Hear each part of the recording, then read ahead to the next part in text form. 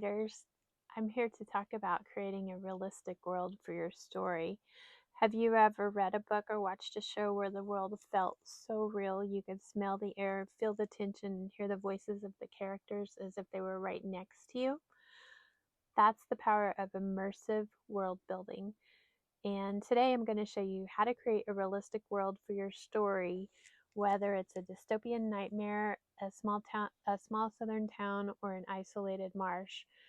We'll explore this concept using Jolene's Adonis and The Good Woman's Rebellion, two books written by me. Also The Color Purple by Alice Walker, where the Crawdads Sing, and Squid Game.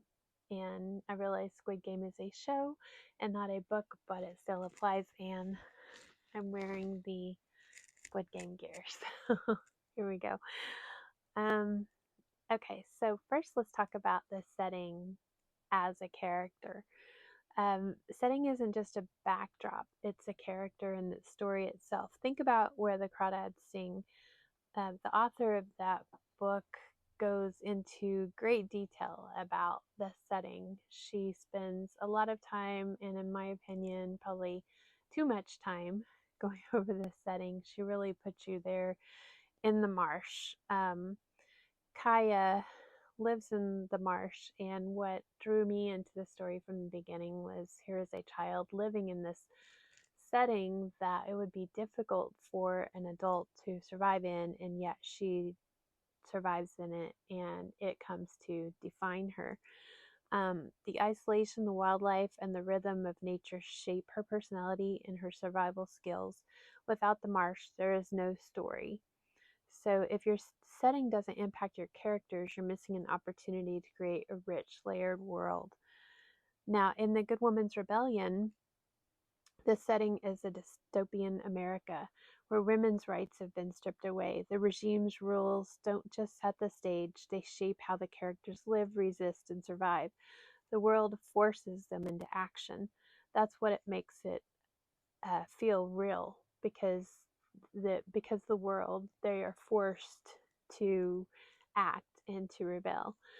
And then in Squid Game, the bright, childlike aesthetics of the game facility contrasts with the deadly, oppressive reality, making it even more disturbing. The setting itself manipulates the emotions of both the characters and the viewers. Without the setting of these oversized playgrounds and the multitude of stairs, it really draws you into this world of fantasy, and you almost forget the danger. And it's like the characters almost forget the danger until their next game. Um, so the setting in that story is very important. And then there's atmosphere and mood. Atmosphere and mood are powerful tools for pulling readers into your world. Take The Color Purple. The heavily emotional tone is set by the environment, poverty, racism, and gender oppression. And these all create a sense of hardship, but also resilience. The world isn't just as described, it's felt through the protagonist's experiences. And Alice Walker, in The Color Purple, she really doesn't give you much detail about the surroundings. She doesn't really create a full picture of the homes or the clothing. She doesn't spend a lot of time on those things, on the material things. The story is more about the emotions and the characters and the experience of the characters. And then in Jolene's Adonis, it starts with a luxurious yet oppressive world of Jolene's seemingly perfect life, and that adds tension. The contrast between her glamorous surroundings and the toxic relationship she's trapped in creates an emotional push and pull. The world feels real because it reflects her inner turmoil. The story begins on her yacht, and she is living a life that a lot of us dream that we could live, and yet she's still unhappy. And so that draws us into the story, showing that somebody could have this dream life, this life that you've always thought you wanted to live, and still not have true happiness. And then there's rules and realism. For a world to feel real, it needs rules. In Squid Game, the games follow strict brutal rules. Even though it's a fictional setup, the consequences are consistent, which makes the stakes feel real. The same principle applies to books. If your world has certain laws, whether they're societal, political, or magical, stick to them. The moment you start changing the laws in the middle of the story, you're going to lose your reader because they have a good memory. Things that you wouldn't think um, would matter to somebody, they'll remember. I remember I've watched almost every episode of Frasier, and in one episode they talk about Frasier's dad having a brother, and I think he goes and meets the brother, and in another episode he has no siblings. That is something I remembered, and I'm like, oh, there's some inconsistencies in this show. um, Readers and watchers have like long memories of things that you wouldn't guess that they would remember. In The Good Woman's Rebellion, the regime controls every aspect of women's lives. The strict rules make the world feel terrifyingly real.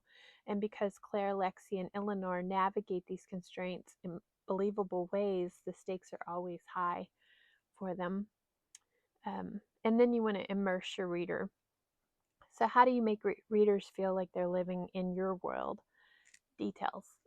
Not just what a place looks like. Like Alice Walker skipped over, and we didn't really need, like, I would have liked some more detail about that world because I was so drawn into it. Like, I wanted to know what things looked like, but I understand her skipping over it. But Delia Owens in Where the Crawdads Sing went deeply into what the world looked like and all of the science behind the creatures and the plants in the marsh. And to me, like, I got bored in some segments because it was too much detail. So if you want an example of two extremes, The Color Purple shows minimal, where the Crawdads Sing kind of maxes it out. So that gives you an idea of, you want to fall in between, um, or maybe take a little from both worlds. Um, so we don't want to just know what a place looks like, but we want to know how it smells, how the air feels, how characters interact with it. Remember your five senses and try to work as many of your five senses into the scenes, because that really helps the reader get immersed in your world. The color purple, Celia's world is full of small, intimate details. Her letters, the feel of the fabric, the sounds of the field. These sensory details transport readers, and it really makes the story and the world come alive.